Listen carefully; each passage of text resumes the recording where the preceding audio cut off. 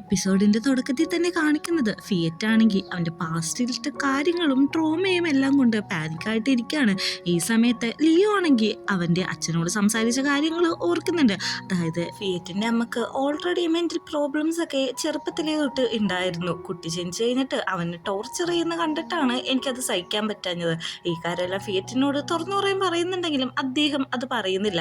ഈ കാര്യമെല്ലാം ആലോചിച്ച നമ്മുടെ ലിയോ ആണെങ്കിൽ അമ്മേനോട് പറയുന്നുണ്ട്, ഇവിടുന്ന് എന്തായാലും ബുക്കോ ഫിയറ്റിന് നിങ്ങളിപ്പോൾ കാണാൻ താല്പര്യമില്ല, നിങ്ങളിവിടെ നിന്നിട്ടുണ്ടെങ്കിൽ അവൻ്റെ മെൻ്റൽ ഹെൽത്ത് ഒന്നും കൂടി മോശമാവത്തുള്ളൂ എന്ന് പറയുന്നുണ്ട്. അമ്മയാണെങ്കിൽ ഒത്തിരി കിടന്ന് കരയുന്നുണ്ട്, നീ എൻ്റെ മോനിൽ നിന്ന് എന്നെ അകറ്റാനൊന്നും നോക്കണ്ട, ഇത് നിൻ്റെ ബിസിനസ് അല്ല എന്ന് പറയുന്നുണ്ടെങ്കിലും ലിയോ ആണെങ്കിൽ അമ്മേനെ പിടിച്ച് അവിടുന്ന് പുറത്താക്കുന്നുണ്ട്. ഈ സമയത്ത് അങ്ങോട്ടേക്ക് നമ്മുടെ നെയ്മും അവൻ്റെ കൂട്ടുകാരനും അങ്ങോട്ട് വന്നിട്ടുണ്ട്. ഇവർ രണ്ടുപേരും ഒരേ വീട്ടിൽ നിന്ന് വന്നെങ്കിലും രണ്ടുപേരും രണ്ട് വണ്ടിക്കാണ് വന്നേക്കുന്നത്. നീ എന്തിനാണ് ഇങ്ങനെയൊക്കെ ചെയ്യുന്നതെന്ന് ചോദിക്കുമ്പോഴേക്കും, നീ ഇന്നത്തെ എൻ്റെ ലുക്ക് കണ്ടില്ലേ, അതിന് ഈ സ്കൂട്ടിയാണ് ഏറ്റവും നല്ലതെന്ന് പറയുന്നുണ്ട്. സത്യം പറഞ്ഞ ഒരു രസമില്ലെന്ന് അവനും കളിയാക്കുമ്പോഴാണ് അങ്ങോട്ടേക്ക് ലിയോ വരുന്നത്. ലിയോനോട് ചോദിക്കുന്നുണ്ട്, എന്തിങ്ങോട്ട് വരാൻ പറഞ്ഞെന്ന്. അത് വേറൊന്നുമല്ല, എനിക്ക് കുറച്ച് സെക്യൂരിറ്റീസിനെ വേണം, ഫിയറ്റിൻ്റെ പുറകെ വിടാനാണോ വീട്ടിന് ഇവിടെ നിർത്താനാണോ എന്ന് ചോദിക്കുന്നുണ്ട്. നിനക്കറിയാലോ ഓൾറെഡി അവൻ്റെ അമ്മക്ക് കുറച്ച് പ്രശ്നമുണ്ട്, അതുകൊണ്ട് തന്നെ സെക്യൂരിറ്റി ആവശ്യമെന്ന് പറഞ്ഞിട്ട് അവൻ അകത്തേക്ക് പോവുകയാണ്. ഇതേ സമയം നമ്മുടെ ഫിയറ്റ് ആണെങ്കിൽ ഉറക്കത്തിൽ നിന്ന് പിന്നെയും ഞെട്ടിയണേക്കാണ്. ഫിയറ്റ് ലിയോനെ ഒത്തിരി കുറ്റപ്പെടുത്തുന്നുണ്ട്, നീ ഇതൊന്നും അറിയേണ്ട ആവശ്യമില്ല, നീ യൂസ്ലെസ് ആണ് എന്നുള്ള രീതിയിലൊക്കെയാണ് അവൻ സംസാരിക്കുന്നത്. ഇത് കേൾക്കുന്ന നമ്മുടെ ലിയോക്ക് ഒത്തിരി ഹേർട്ടായിട്ട്, അത് ഞാൻ യൂസ്ലെസ് ആണെന്ന് പറഞ്ഞിട്ട് അവിടെ നിന്ന് എണീറ്റ് പോവാണ്. ഈ ഒരു കാര്യം കൊണ്ട് തന്നെ ഫിയറ്റ് ഒന്നും കൂടി സങ്കടത്തിലാവാണ്. അവൻ എന്താണോ ചെയ്യേണ്ടതെന്നോ പറയേണ്ടതെന്നോ ഒന്നും അറിയാതെ അവിടെ ഇരുന്ന് കരയാണ്. അത് മാത്രമാണ് അവൻ്റെ മുമ്പിൽ ഇപ്പോൾ ഉള്ളൂ. കാരണം അവൻ്റെ സെൽഫിനെ തന്നെ ഡൗട്ടായിട്ട് നിൽക്കുന്ന സിറ്റുവേഷൻ ആണല്ലോ ഇത്. അവനൊന്ന് എണീറ്റ് താഴത്തേക്ക് വരുമ്പോൾ അവിടെ നെയിം എടുക്കുന്നുണ്ട്. നെയിമിനെ കണ്ട ഫിയറ്റ് ആണെങ്കിൽ ഒന്ന് പേടിക്കുന്നുണ്ട്. നീ എന്തെവിടെ നോക്കുമ്പോഴേക്ക്, ഞാനിന്ന് രാവിലെ തൊട്ട് ഇവിടെയാണ്, ലിയോ ഇവിടെ ഇല്ല, അവൻ പുറത്തുപോയി, അപ്പം നിന്നെ നോക്കാൻ വേണ്ടിയിട്ട് ഞാനിവിടെ ഇരുന്നാന്ന് പറയുന്നുണ്ട്. ഓക്കെ, ഇത് നിന്റെ സ്വന്തം വീടുമല്ലേ, നീ പെരുമാറിക്കോ, ഞാൻ കുറച്ച് വെള്ളം കുടിച്ചിട്ട് പിന്നെയും പോയി കിടന്ന് ഉറങ്ങാൻ പോവാന്ന് നമ്മുടെ ഫിയറ്റ് പറയുമ്പോഴേക്കും, നീ ഉറങ്ങിക്കോ, എന്തായാലും ഞാൻ ഇവിടെ തന്നെ ഉണ്ടാവും, ഒന്നുകൊണ്ടും പേടിക്കണ്ടെന്ന് പറയുന്നുണ്ട്. ഫിയറ്റ് പോയ ഉടനെ നെയ്മിനൊരു കോള് വരുന്നുണ്ട്. ഓടാണ് വിളിക്കുന്നത്.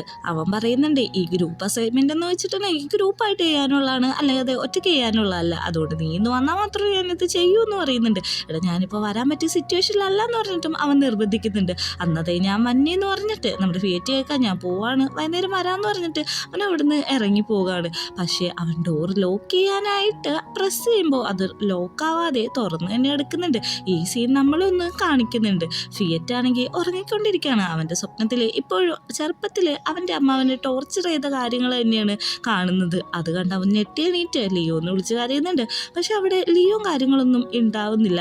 അവനാണെങ്കിൽ താഴത്തേക്ക് ഒച്ച കാര്യങ്ങളും കേട്ട് ചെന്ന് നോക്കുമ്പോഴേക്കും അവൻ്റെ അമ്മ ഓൾറെഡി അവിടെ നിൽക്കുന്നുണ്ട്. അവിടെ ഇരിക്കുന്ന സാധനങ്ങളെല്ലാം ക്ലീൻ ചെയ്തുകൊണ്ടിരിക്കുകയാണ്. അവൻ്റെ മനസ്സിട്ട് ട്രോമയും കാര്യങ്ങളൊന്നും വരുന്നുണ്ടെങ്കിലും പക്ഷേ അവൻ പയ്യെ അങ്ങോട്ടേക്ക് തന്നെ ചെല്ലാണ്. കാരണം ഇത് ഫേസ് ചെയ്യാതെ പറ്റില്ലെന്ന് അവന് മനസ്സിലായിട്ടുണ്ട്. അമ്മയാണെങ്കിൽ ഫിയറ്റിൻ്റെ ലിയോൻ്റെ ഫോട്ടോ ഒക്കെ എടുത്ത് കളഞ്ഞിട്ട്, ഞാനിവിടെ ആവശ്യമില്ലാത്ത സാധനങ്ങളെല്ലാം എടുത്ത് കളഞ്ഞു, ഈ റൂമൊക്കെ ക്ലീൻ ചെയ്തിട്ടുണ്ട്, ഞാൻ നിനക്ക് വേണമെങ്കിൽ കുക്ക് ചെയ്ത് തരാമെന്ന് പറയുന്നുണ്ട്.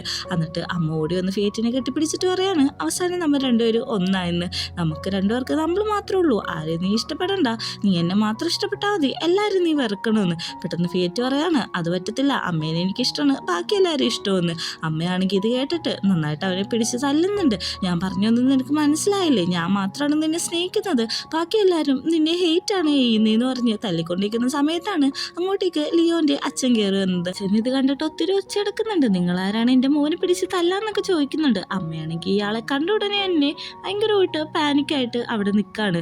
അടുത്ത സീനി കാണിക്കുന്നത് നമ്മുടെ ലിയോൻ്റെ അച്ഛനും ഫിയറ്റിൻ്റെ അച്ഛനും കൂടി സംസാരിച്ചുകൊണ്ടിരിക്കുകയാണ്. ഇവർ സംസാരിക്കുന്നത് വേറെ ആരെയും പറ്റിയല്ല, അവൻ്റെ അമ്മേനെ പറ്റിയാണ്. ഉള്ള കാര്യം ഞാൻ ഡീൽ ചെയ്തിട്ടുണ്ട്, ഞാൻ ഹോസ്പിറ്റലിലേക്ക് ഇൻഫോം ചെയ്തിട്ടുണ്ട് എന്നൊക്കെ പറഞ്ഞുകൊണ്ടിരിക്കുന്ന സമയത്താണ് അങ്ങോട്ടേക്ക് ലിയോ കയറി വന്നത്.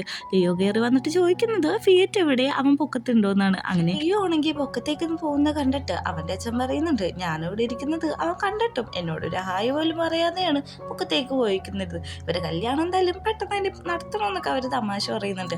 പൊക്കത്താണെങ്കിൽ ഫിയറ്റ് ഭയങ്കര പാനിക്കായിട്ടിരുന്ന് കരഞ്ഞുകൊണ്ടിരിക്കുകയാണ്.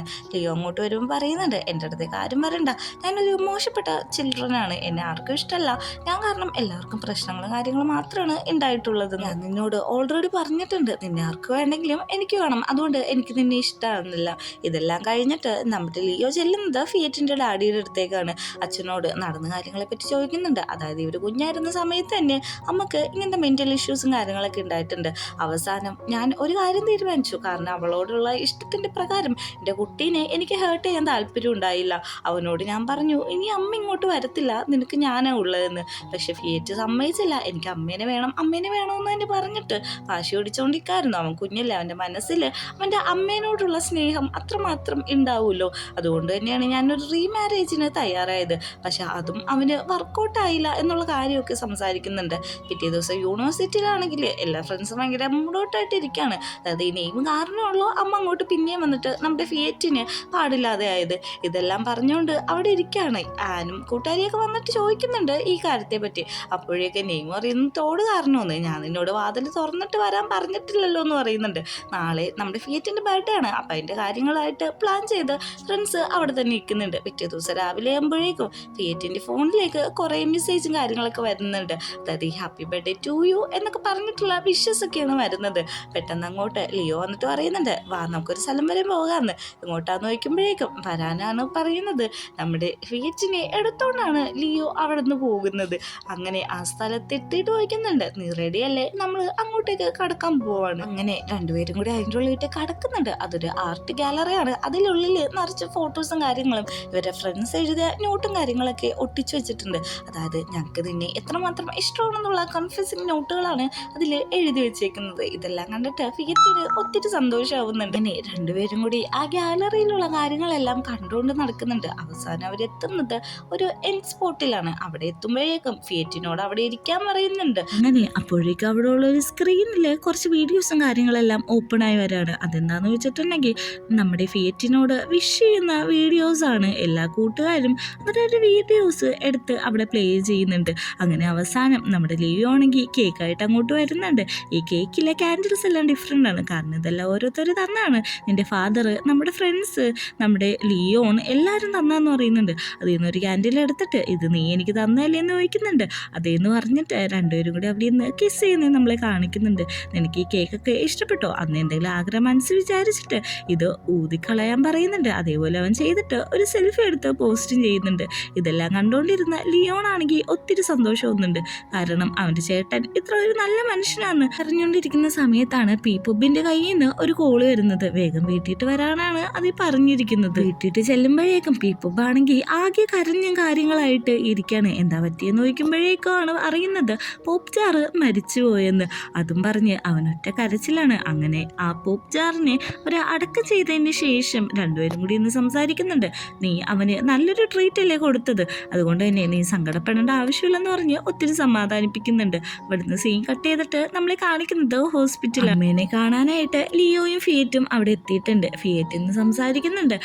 എനിക്ക് അമ്മേനെ ഇഷ്ടമാണ്, പക്ഷേ ബാക്കി എല്ലാവരെയും എനിക്ക് ഇഷ്ടമെന്ന് പറയുമ്പോഴേക്കും അമ്മ വയലൻ്റ് ആവുന്നുണ്ട്. അമ്മ ഇങ്ങനെയൊന്നും കാണിക്കേണ്ട ആവശ്യമില്ല, ഞാൻ അമ്മയുടെ മാത്രമാണ്, ഞാൻ എപ്പോഴും അമ്മേനെ കാണാൻ വരും എന്നൊക്കെ പറഞ്ഞിട്ട് അമ്മേനെ ഒത്തിരി സമാധാനിപ്പിക്കുന്നുണ്ട്. അപ്പോഴാണ് അവർക്ക് നോക്കിയത്. കാര്യം അവരൊരു മെൻ്റൽ ഹെൽത്ത് പോയി കിടക്കുന്ന സ്ത്രീ ആയതുകൊണ്ട് തന്നെ അവരോട് ആർഗ്യൂ ചെയ്തിട്ട് കാര്യമില്ലെന്ന് ഫിയറ്റിനും മനസ്സിലായിട്ടുണ്ട്. അങ്ങനെ അവരവിടെ സംസാരിച്ച് അവർ തിങ്സും കാര്യങ്ങളെല്ലാം ക്ലിയർ ചെയ്യാണ്. തിരിച്ചു പോകുന്ന വഴിയിൽ എനിക്ക് അച്ഛനോടും ആൻറ്റിയോടും എല്ലാം ഉള്ള പ്രശ്നങ്ങളെല്ലാം ക്ലിയർ ചെയ്യണം, നീ കാരണമാണ് ഞാനൊരു ബെറ്റർ പേഴ്സൺ ആവാനായിട്ട് കാരണമെന്ന് നമ്മുടെ ലിയോനോട് പറയുന്നുണ്ട്. അങ്ങനെ അവിടെ നിന്ന് രണ്ടുപേരും കൂടി സന്തോഷിക്കുന്നത് കാണിച്ചിട്ടാണ് ഈ എപ്പിസോഡ് എൻഡ് ആവുന്നത്.